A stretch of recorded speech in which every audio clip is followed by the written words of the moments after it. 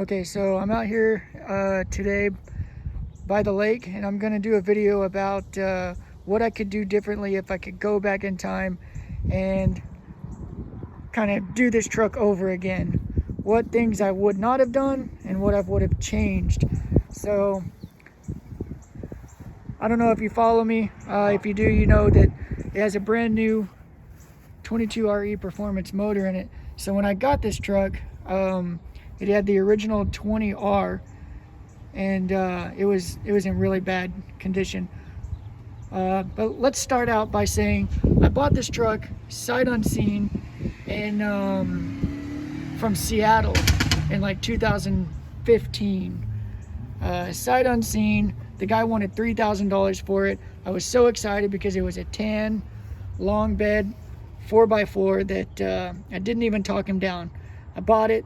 I had it shipped to me here in Texas, and I should have paid like $1,000 for it. It ran terribly.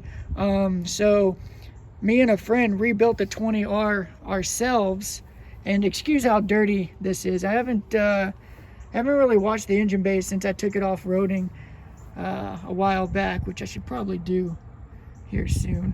But so me and a friend rebuilt the 20R, and it ran terribly still. Had blow by. A lot of gases were coming up out of one of these old breathers in the front. And so we rebuilt it. Didn't run well at all. Actually, oil was coming out. I'll try to find a video that shows that the oil would just kind of bubble out of one of these.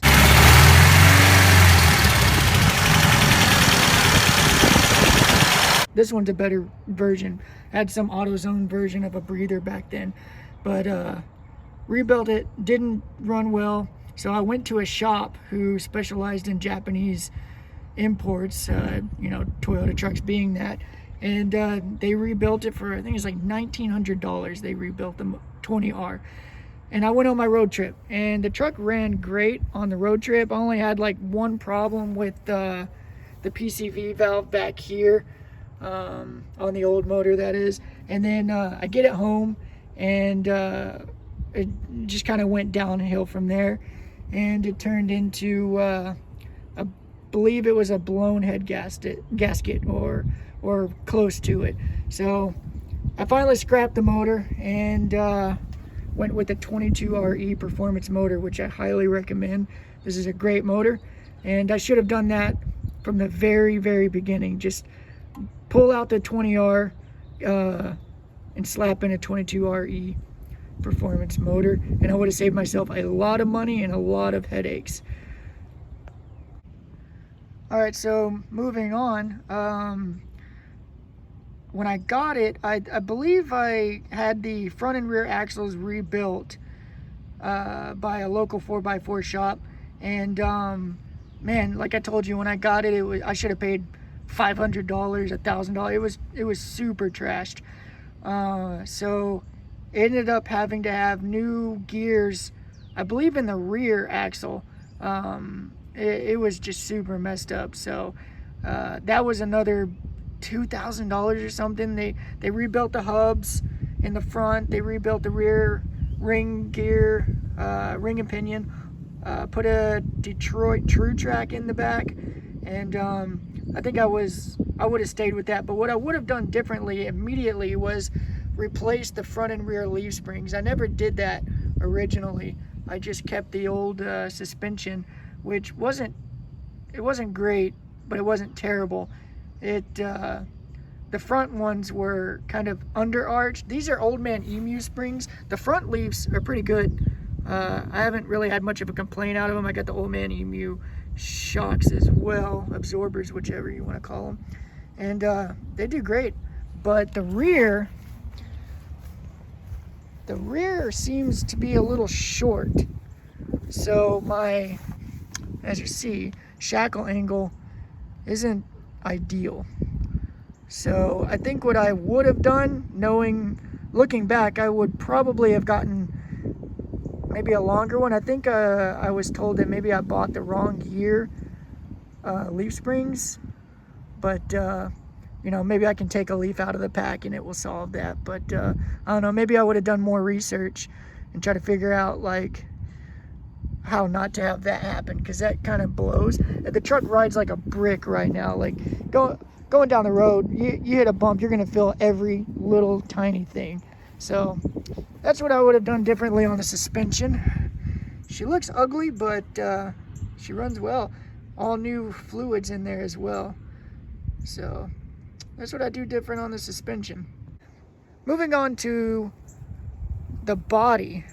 When I got this truck, it did not have this much patina, which I don't mind. It's pretty good looking. The roof, I'm not very tall, so yeah, there you go. The roof is pretty rusty, surface rust. It's always had that, but these never got any worse. So I just kind of left it. But all of these millions of little nicks and stuff, they happened from when I went to Colorado in the truck.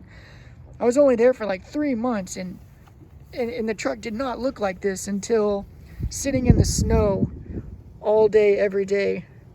Every single little nick became apparent.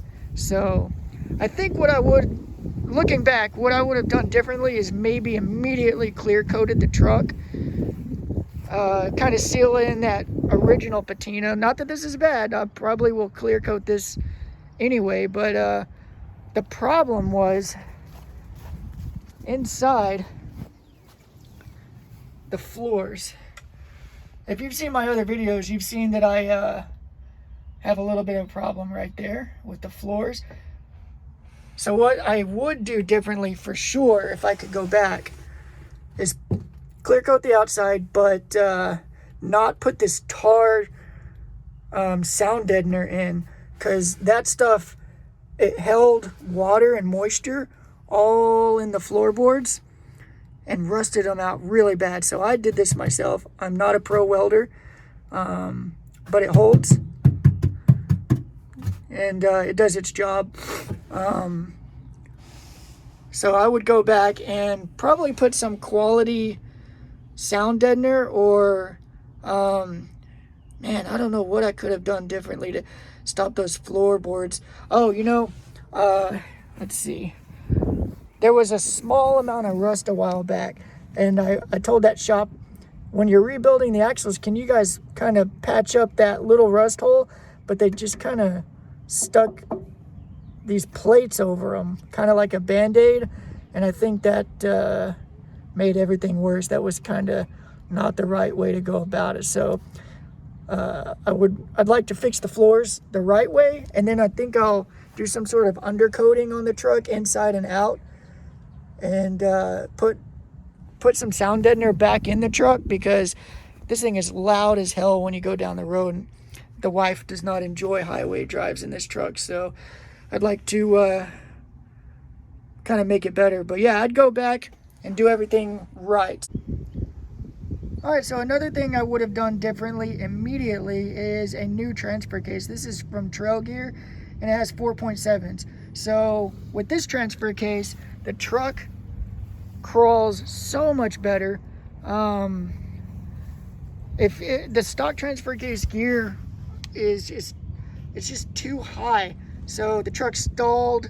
It just wasn't, for lack of a better word, it just wasn't comfortable to drive and off-road in, because you'd have to go a lot faster up things than you really wanted to, and just bounce you around. I probably have some clips from Moab. Hung up on that wheel.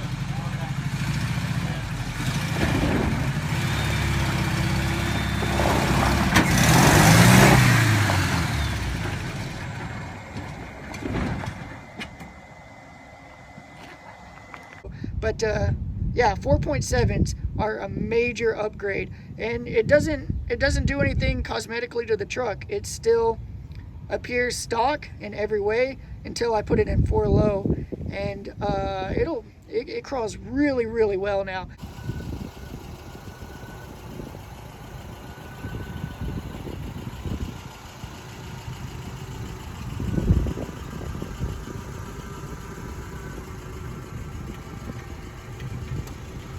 You can go from first, second, third gear, and it still has tons of torque to get up anything without having to goose it every single time.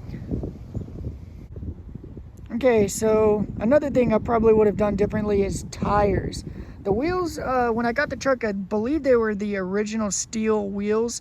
I didn't mind them. I really liked them, but whenever we changed out to these new tires here, the inside of the wheel was so rusted that it just wasn't a good idea to keep those wheels. But I originally had some mud terrains on the truck when I went on that road trip, and they were loud, super loud on the highway. So these Cooper Discoverer AT3s are super good tires. I've taken them off-roading quite a few times, and they do really well, and they're not super loud on the highway. So if I could go back and do it differently, I'd have gotten these guys over those mud terrains, and I don't know if they would have saved any money, but maybe a little bit of a headache as far as super loud tires on the highway. So moving on to the bed, bam.